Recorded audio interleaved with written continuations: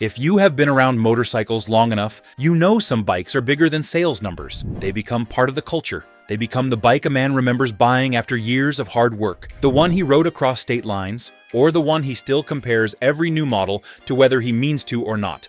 That is why this one hits harder than most Harley news. 6 iconic motorcycles have now been retired, and their disappearance says a lot about how much the company, and the industry around it, has changed. Today, we are going through all 6, what made them matter, and why some riders believe Harley left too much history behind. Watch until the end, because the last bike might be the clearest sign yet that Harley left part of its soul behind. Number 6. Harley-Davidson Sportster, 883. Every seasoned rider remembers the moment a motorcycle first felt real. Not a borrowed machine, not a weekend rental, but a bike that carried your name on the title and your pride on the tank. For thousands of American riders across several decades, that moment began with a lean cruiser that didn't try to overwhelm the rider with weight or luxury. It simply delivered the core promise of motorcycling. A steel frame, a V-twin heartbeat, and the open road waiting beyond the city limits. Older riders still talk about those early years when a man could walk into a dealership with steady work, modest savings, and leave with a motorcycle that felt achievable. The experience wasn't about prestige or status. It was about earning your place on the highway 1 mile at a time. In that era, motorcycles built loyalty through reliability and character, rather than electronics and marketing campaigns. Many veterans who now ride heavyweight touring machines can still remember the first long ride they took on a smaller cruiser. Maybe it was a weekend trip across 2 states. Maybe it was a night ride after work, just to hear the engine echo through quiet back roads. What mattered was that the machine delivered confidence. The throttle response was predictable, the balance was forgiving, and the overall design encouraged riders to learn rather than intimidate them. That approachable nature became one of the reasons the bike earned such a loyal following among experienced mechanics and longtime riders. The layout made sense. The engine was straightforward. Anyone with basic tools and patience could understand how it worked. Riders who grew up in garages appreciated that honesty because it reminded them of a time when motorcycles felt mechanical rather than digital. Another part of its appeal came from its physical proportions. The low seat height allowed riders to plant both boots firmly on the pavement. For older riders, returning to the saddle after years away, that sense of control mattered. It turned a potentially intimidating machine into something manageable, even comfortable. The riding position stretched the legs slightly forward while keeping the arms relaxed, creating a posture that felt natural during longer rides. Despite its smaller displacement compared with heavyweight cruisers, the engine carried a character that riders respected. The power delivery was steady rather than aggressive. Roll on the throttle, and the motorcycle moved forward with confidence instead of drama. It wasn't designed for racing or high-speed competition. It was designed for riders who valued dependable torque and simple mechanical rhythm. Over the years, the motorcycle also built a reputation as a bridge between generations. Fathers introduced sons to riding on machines like this. Retired riders downsized from heavier touring bikes and rediscovered the enjoyment of a lighter frame. Even seasoned riders with decades of experience sometimes kept one in the garage, simply because it reminded them where their journey began. Yet the motorcycle market rarely stands still. Regulations change. Customer expectations evolve. Companies begin focusing on larger platforms or different technology. Gradually, machines that once defined the entry point into American riding culture become harder to justify within modern production strategies. Producing approximately 54 horsepower from an 883 cubic centimeters air-cooled Evolution Phi-twin engine, generating 53 pound-feet of torque, with single front disc brake with anti-lock braking system, telescopic fork, dual rear shocks. Wet weight, 564 pounds. Its quiet departure also hints at how dramatically the cruiser world has shifted, setting the stage for a touring machine whose disappearance surprised even longtime highway veterans. Number 5. Harley-Davidson Electra Glide Standard. There was a time when crossing 3 states in a single day felt completely normal for a touring rider. A man would wake before sunrise, roll a big machine out of the garage, and settle into the rhythm of highway miles while the rest of the world was still asleep. Long-distance riding used to demand very little beyond a comfortable seat, steady torque, and the patience to watch the horizon slowly unfold. That quiet tradition built the reputation of American touring motorcycles for generations. Many veteran riders still measure a machine by how it behaves after several hundred miles, rather than how it looks in a showroom. They pay attention to stability, wind protection, and how relaxed the engine feels at highway speeds. A touring motorcycle earns trust slowly, mile by mile, until the rider understands that the machine will carry him across mountains, plains, and unfamiliar roads without complaint.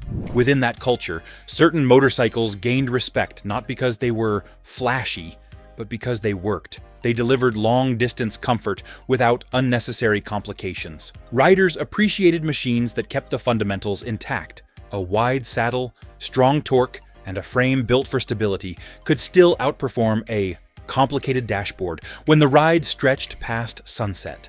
That philosophy shaped one of the most recognizable touring motorcycles American riders ever embraced. Its silhouette looked purposeful rather than aggressive. A large front fairing shielded the rider from relentless wind, while broad saddlebags carried enough gear for serious travel. The motorcycle projected quiet authority instead of modern excess. Older touring riders often describe a particular feeling that appears after the first 100 miles of a ride. The engine settles into a steady rhythm, the road noise fades into the background, and the motorcycle begins to feel less like a machine and more like a trusted traveling partner. Touring motorcycles that achieve that balance rarely need dramatic styling or high technology to prove their value. The riding position played a major role in that comfort. The handlebars reached naturally toward the rider rather than forcing an awkward stretch.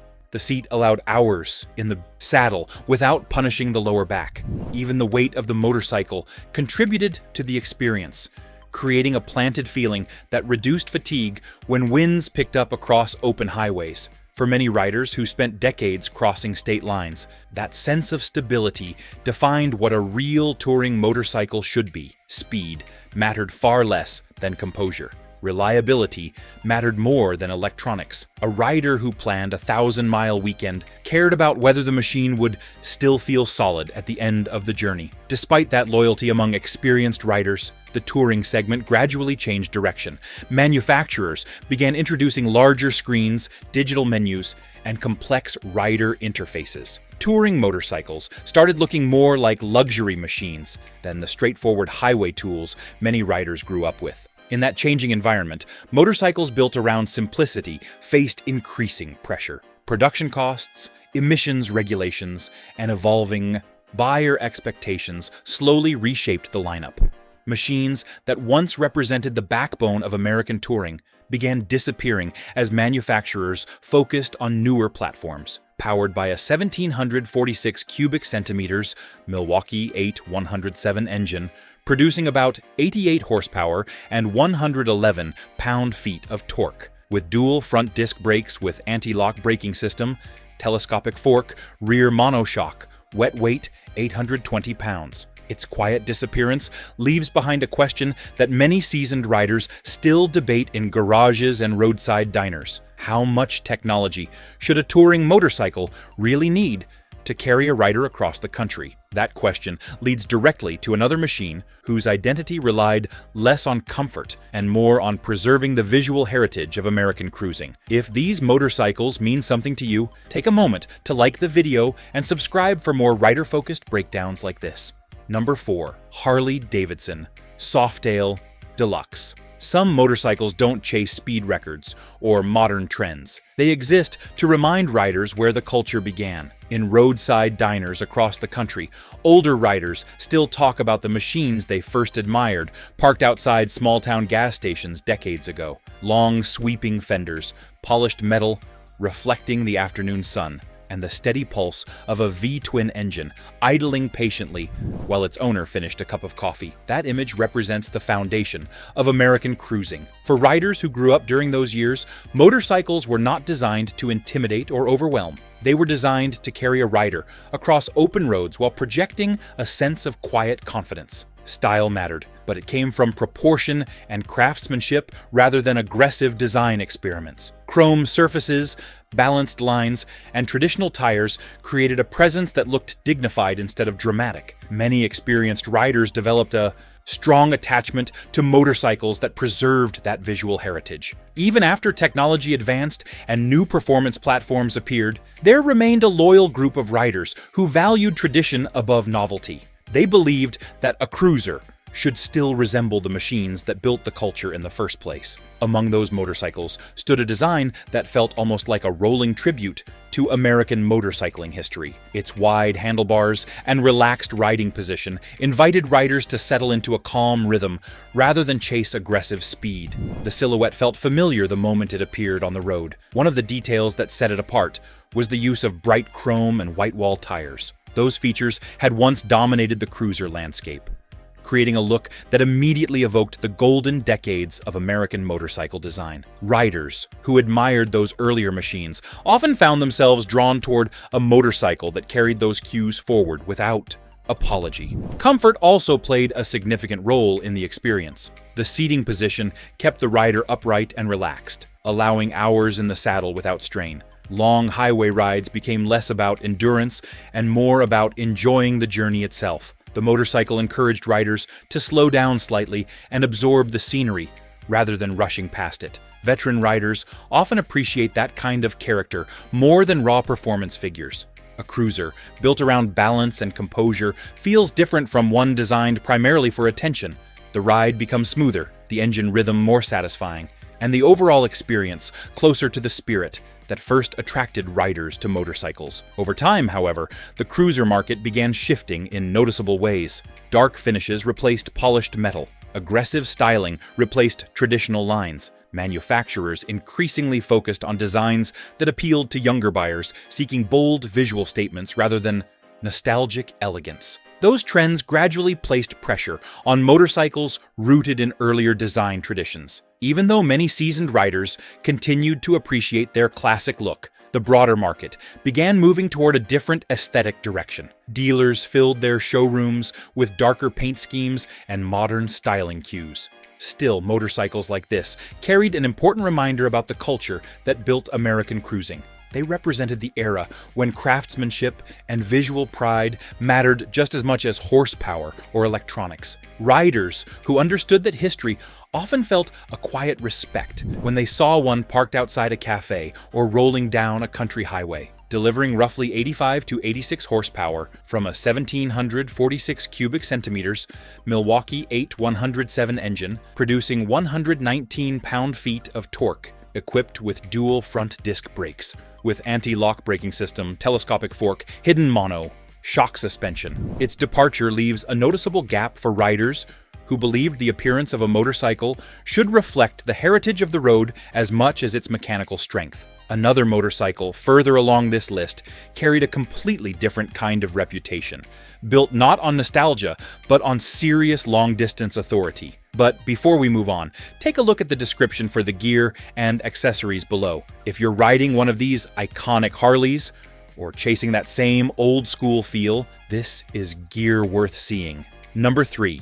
Harley-Davidson Road Glide Special. Long highway miles reveal truths about motorcycles that short rides never will. A rider may admire chrome in a parking lot, or appreciate paint under showroom lights, but none of that matters once the road stretches for hundreds of miles beneath a steady sky. What matters then is stability, torque, wind protection, and the quiet confidence that the machine beneath you will hold its line hour after hour. Touring riders who have crossed entire states before lunch understand that difference immediately. Some motorcycles earn respect not through marketing, but through experience. Riders talk about them in truck stops, at fuel pumps, and outside small diners along the interstate. Conversations usually begin the same way. Someone mentions a long ride through strong crosswinds, or a mountain pass where the road twisted for miles. Then, the discussion turns toward which machines felt planted when the pavement grew unpredictable. Within the touring world, one particular silhouette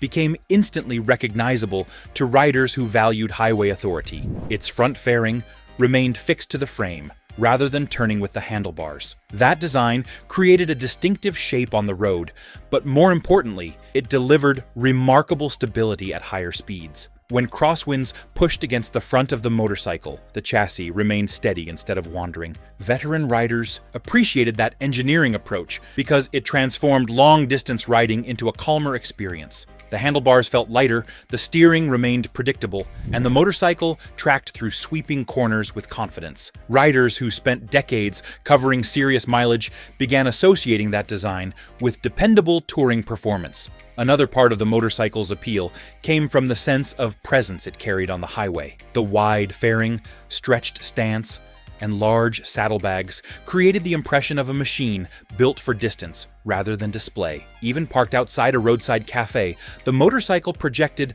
a quiet readiness for the next 100 miles. Comfort also played a major role in the experience. The seat supported the rider for extended journeys, while the riding position allowed relaxed control over the throttle and bars. Touring motorcycles demand balance between weight and ergonomics, and experienced riders quickly recognize when that balance is achieved correctly. Over years of use, the motorcycle developed a loyal following among riders who considered touring an essential part of motorcycling culture. These riders were not chasing trends or searching for the newest features. They were searching for machines that could deliver steady performance through long days on the road. However, the touring market gradually evolved as technology advanced. Manufacturers introduced larger digital displays, expanded infotainment systems, and increasingly complex electronic rider aids. Touring motorcycles began shifting toward a luxury experience that blended long-distance travel with modern convenience. While many riders welcomed those features, others felt that something simpler had been lost along the way. The balance between mechanical character and digital technology began tilting toward screens and menus rather than pure riding experience. Machines that once defined straightforward touring began disappearing as manufacturers streamlined their lineups. Despite those changes, the reputation of this touring platform remained strong among riders who valued composure above everything else. It continued representing a philosophy of highway travel rooted in stability, torque, and long-distance endurance rather than flashy presentation, generating approximately 91 horsepower from an 1,868 cubic centimeters Milwaukee 8114 engine producing 122 pound-feet of torque, with dual front disc brakes with anti-lock braking system, dual bending valve, telescopic fork, rear monoshock suspension. Its disappearance quietly signals how the touring world continues evolving, leaving riders to consider whether modern motorcycles still prioritize the long-distance authority that once defined American highway machines. Further ahead stands a cruiser, whose reputation relied less on distance and more on unmistakable visual power that every rider recognized. Immediately, number 2, Harley-Davidson Fatboy. Every generation of riders can point to one motorcycle that defined strength on two wheels. It wasn't always the fastest machine or the lightest one. Instead, it carried a presence that made people stop talking when it rolled into a parking lot. The kind of motorcycle that looked solid, confident, and unmistakably American even before the engine fired. Older riders still remember the first time they saw one parked outside a diner or rumbling past on a summer highway. Wide tires, a muscular stance, and solid wheels created an image that felt different from the long, thin cruisers of earlier decades.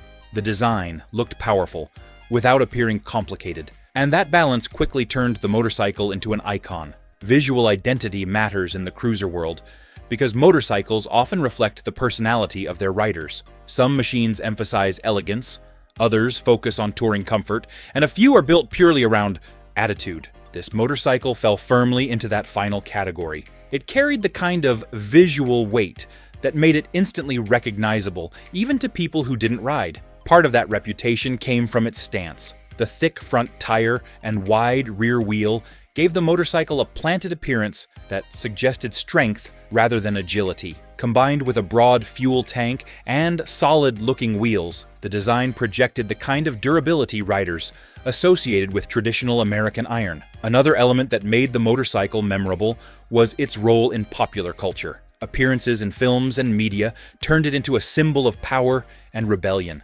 Riders who grew up during those years often described the first time they saw the motorcycle on screen as the moment they realized what a cruiser could represent. Yet, beyond the cinematic image, the real appeal came from how the motorcycle behaved on the road. The riding position placed the rider low and centered, creating a sense of control. That felt reassuring rather than intimidating. When the throttle opened, the engine delivered torque in a smooth, confident wave rather than a sudden burst of acceleration. Veteran riders appreciated that character because it suited long highway stretches, as well as relaxed weekend rides. A cruiser built around steady torque often feels more satisfying than one chasing aggressive performance numbers. The experience becomes about rhythm rather than speed. For decades, the motorcycle built a reputation as one of the most recognizable cruisers in the entire lineup. Riders who owned one often described a quiet pride that came from knowing their machine represented a piece of motorcycling history. It wasn't just another bike parked in the garage. It was a statement about heritage and mechanical strength. However, even iconic designs eventually face pressure from changing strategies and shifting markets, as manufacturers constantly decide which machines remain essential and which must give way to new platforms. As tastes evolve and priorities shift, familiar motorcycles fade from showrooms, yet the legacy of this cruiser endures. Remembered by riders for commanding presence, balanced proportions, and timeless character on the road. Equipped with an 1,868 cubic centimeters Milwaukee 8 114 engine, producing about 94 horsepower and 119 pound-feet of torque, using dual front disc brakes with anti-lock braking system, telescopic fork, hidden monoshock suspension. Its lasting reputation proves that certain motorcycles transcend the era that created them, leaving a legacy that riders continue discussing long after production ends. Only one motorcycle remains to be explored, and its story reveals how experimentation once challenged the very definition of a traditional American cruiser. Before we reveal the final motorcycle, subscribe to the channel if you appreciate honest discussions about Harley history, legendary, machines, and the future of American riding. More deep dives like this are coming for riders who value heritage. Number 1, Harley-Davidson V-Rod. Not every motorcycle earns respect by preserving tradition. A few arrive by challenging it.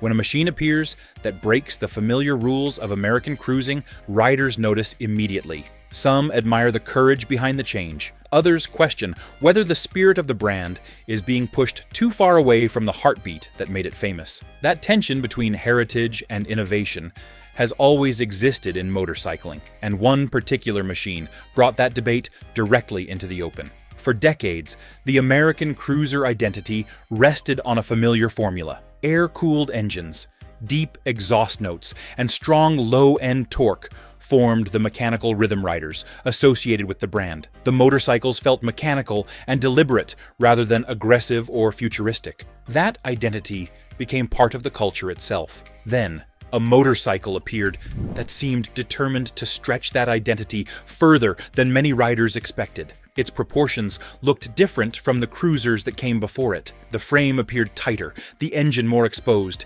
and the entire motorcycle sat lower and longer across the pavement. Riders who first encountered it often paused for a moment because it didn't resemble the traditional cruisers they were used to seeing. What truly separated the machine from earlier designs, however, was the engine philosophy behind it. Instead of relying on the familiar air-cooled layout, the motorcycle used a liquid-cooled power plant that emphasized performance as much as torque. That decision created excitement among some riders who wanted American engineering to push into new territory. Others reacted more cautiously. Veteran riders who had spent decades with traditional V-twin engines sometimes wondered whether the new approach drifted too far from the character that built the brand. For them, the familiar pulse of an air-cooled engine represented more than mechanical design. It represented a connection to generations of motorcycles that shaped American riding culture. Despite those debates, the motorcycle proved something important about engineering ambition. The performance potential was undeniable. Acceleration felt stronger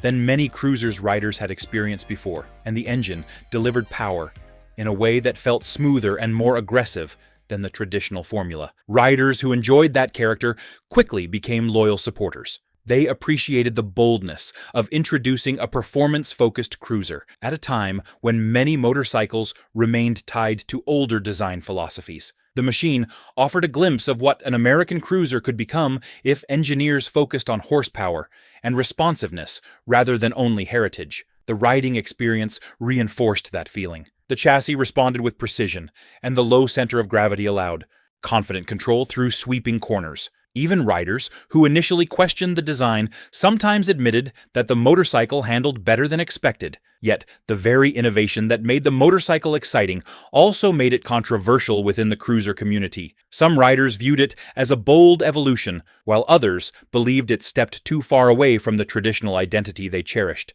The result was a machine admired for its engineering, yet debated for its character. Over time, the motorcycle developed a loyal following among riders who valued performance and experimentation. Owners often spoke proudly about riding, something that stood apart from the familiar cruiser crowd. It represented a moment when the brand explored a different direction. Built around a 1,247 cubic centimeters, liquid-cooled Revolution 5 twin engine, delivering about 125 horsepower and 84 pound-feet of torque, featuring dual front disc brakes.